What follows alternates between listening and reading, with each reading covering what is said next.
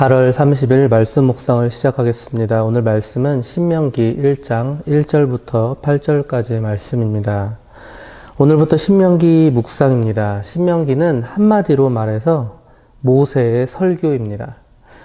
이스라엘 백성은 40여 년을 이 광야에서 방황한 끝에 비로소 가나안이 목전에 보이는 모압 평지에 이를 수 있었습니다.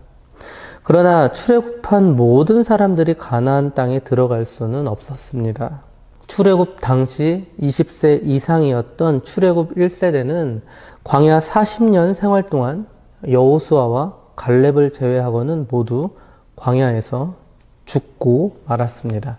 이 모든 것들이 이 불순종에 대한 하나님의 징계였습니다. 이에 모세는 가나안 입성을 눈앞에 두고 대부분 출애굽 2세대로 구성된 이스라엘 백성들에게 하나님의 선민이 지켜야 할 최소한의 규범인 이 율법을 가르쳐야 했던 것이죠. 그래서 그들로 하여금 오로지 겸손한 마음 그리고 겸손한 태도를 통하여 하나님을 섬기도록 하기 위하여 다시 한번 그들을 말씀으로 그리고 율법으로 권면했던 것입니다. 지나온 40여 년의 이 여정과 함께 이 시내산에서 받은 율법을 정리하고 또한 모세가 재해석하여서 이스라엘 백성들에게 율법을 선포했던 것입니다. 이 설교가 바로 신명기입니다. 그리고 오늘 본문은 이 모세의 설교의 전체 부분에 대한 서론입니다. 말씀을 살펴보도록 하겠습니다. 1절입니다. 이는 모세가 요단 저쪽 숲 맞은편의 아라바 광야 곧 바란과 도벨과 라반과 하세롯과 디사합 사이에서 이스라엘 무리에게 선포한 말씀이니라. 모세가 서 있는 곳은 가나안 땅이 보이는 곳이었습니다. 그리고 모세는 그 땅에 너무나도 들어가고 싶었습니다. 그러나 모세는 들어갈 수가 없었습니다. 모세는 자신의 시간이 여기까지인 것을 알 수가 있었죠. 그런데 모세는 이스라엘 백성들을 너무나도 사랑했습니다. 그래서 그의 시간이 다할 때까지, 끝나는 그 순간까지 그들을 아끼는 마음으로 말씀을 선포했던 것입니다.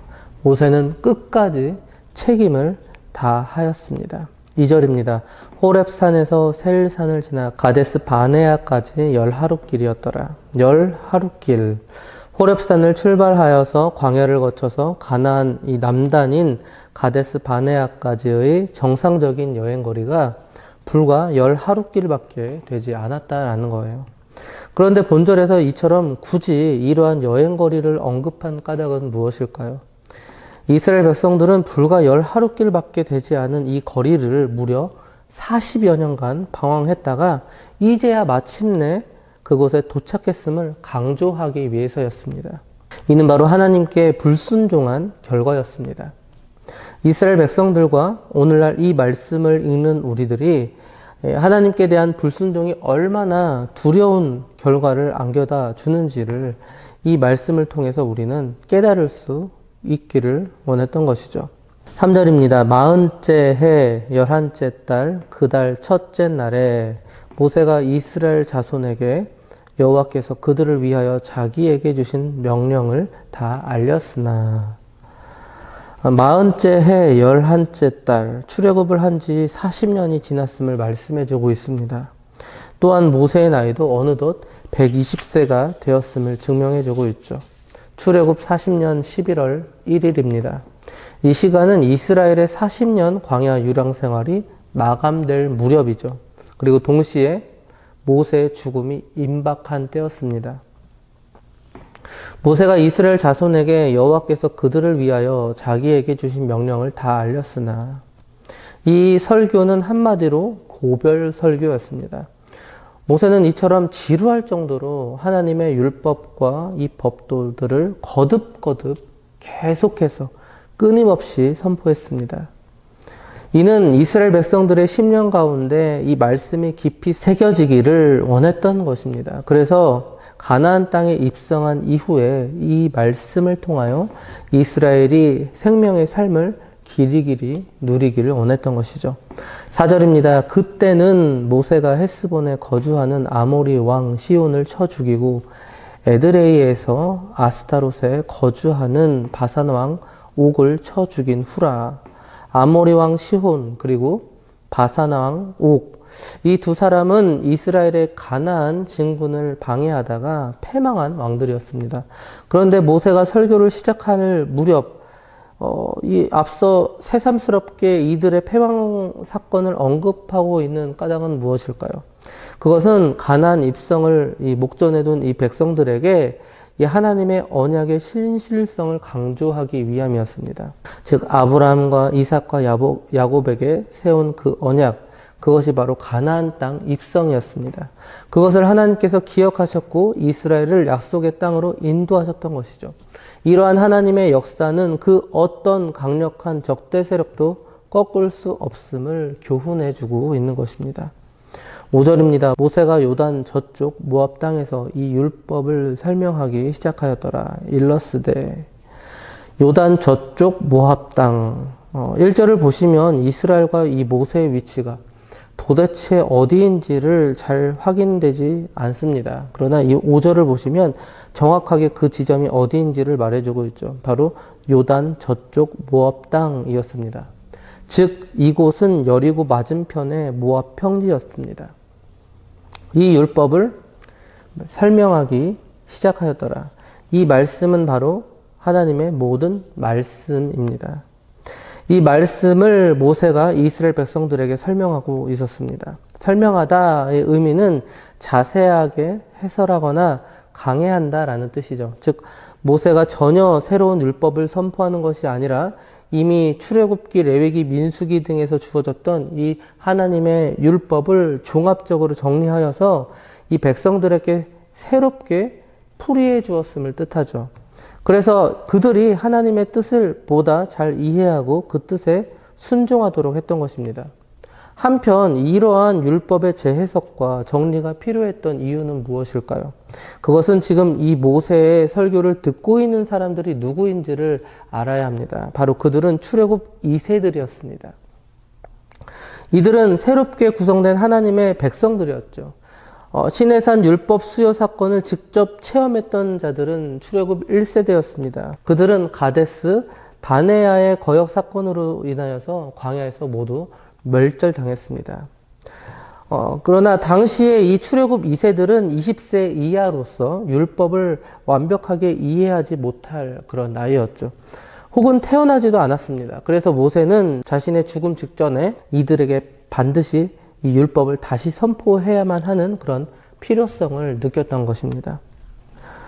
그래서 신명기는 총 3번에 걸친 이 모세의 설교로 구성되었습니다. 그리고 드디어 본장 6절부터 모세의 첫 번째 설교가 시작됩니다. 그런데 이 모세의 첫 번째 설교의 특징은 과거의 그런 회상을 많이 담고 있어요.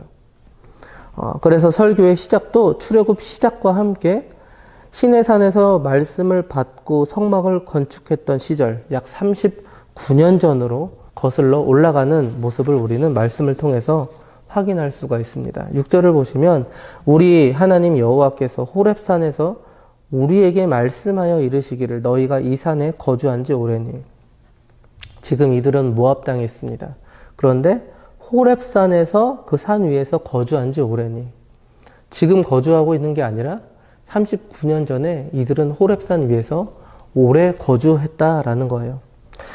이 이스라엘 백성들은 출애굽을 한 이후에 호렙산에 도착하여서 거의 1년간 머물렀습니다.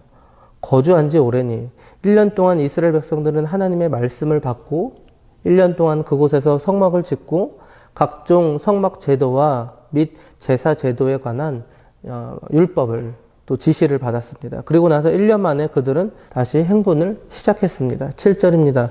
방향을 돌려 행진하여 아모리 족속의 산지로 가고 그 근방 곳곳으로 가고 아라바와 산지와 평지와 네겝과 해변과 가나안 족속의 땅과 레바논과 큰 강 유브라데까지 가라.